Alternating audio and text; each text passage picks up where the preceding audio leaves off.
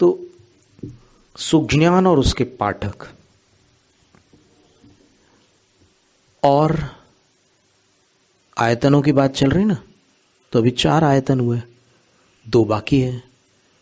तो सुलिंगी तस सेवकस तस्य, फिर सुलिंगी का अर्थ होता है सच्चे साधु, और जो रत्नत्रय के धारी साधु हैं वे सच्चे साधु हैं। और तस्य सेवक, उनके सेवक यानी उनके जो भक्त हैं, उनकी सेवा करने वाले हैं, वो भी आयतन है। तो इस तरह ये 6 आयतन है और वो 6 अनायतन है। अब अपन एक सामान्य बुद्धि का प्रयोग करके विचार करें कि जो अनायतन है वो आयतन नहीं है, इसलिए अनायतन है।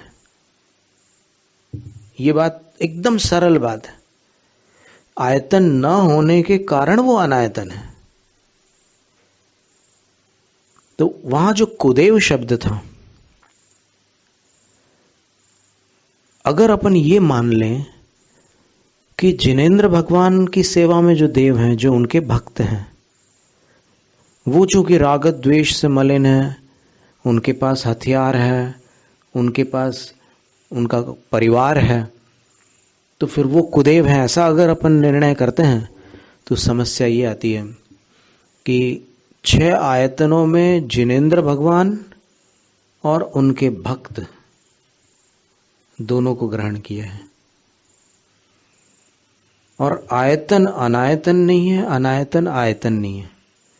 इसलिए उनके भक्त यदि देवगति में है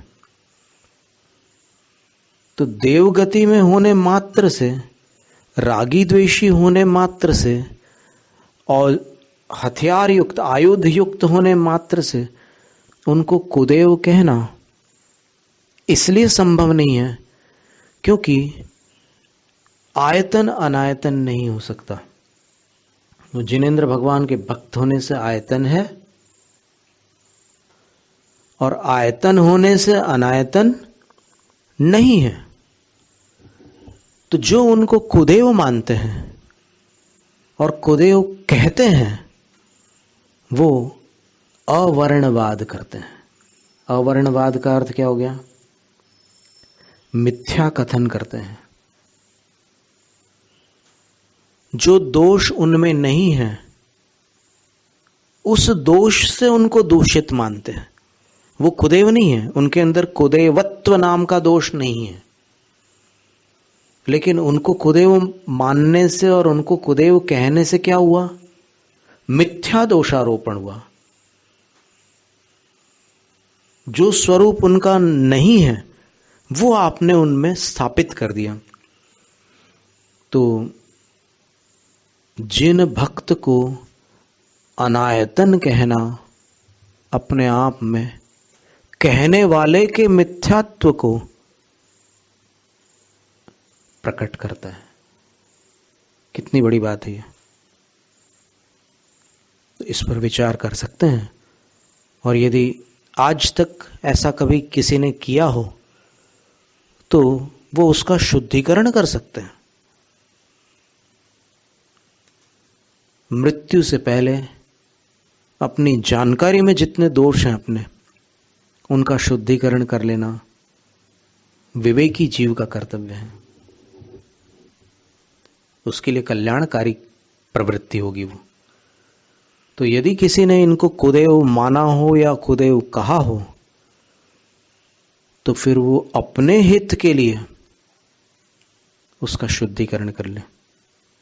क्योंकि आज ये आयतन और अनायतन के श्लोक आपके सामने थे, बल्कि श्लोक तो अनायतन का ही था, लेकिन चूंकि इतना सरल विषय था वो कि अनायतन का अर्थ आयतन से विपरीत है,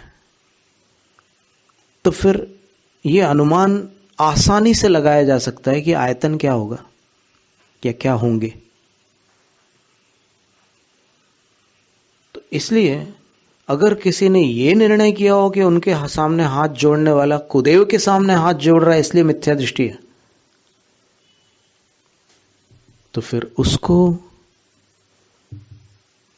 अपनी भ्रांति का निवारण पहले करना आवश्यक है।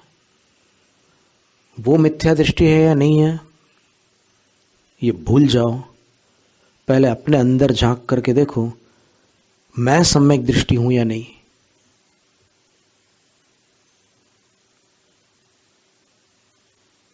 कभी कभी ऐसा होता है कि कोई नई बात सुनकर और किसी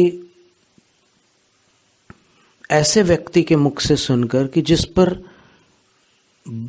श्रद्धा होती है, जन समूह को जिसके प्रति श्रद्धा होती है और जिसको ऐसी कीर्ति प्राप्त है कि इनकी बात बिल्कुल जिन शासन से तीर्थंकर से जुड़ी हुई बात है, ऐसी कीर्ति जिनको प्राप्त है, तो उनकी बातों को सुनकर कभी ऐसी स्थिति बन सकती है कि मान लो वो चूक गए बोलने में और उनने कोई ऐसा निष्कर्ष सुना दिया आपको और आपने उसको मान लिया, तो फिर उनको तो हानि हो ही रही है, उनके निमित्त से उनके मानने वालों को भी वही हानि होगी।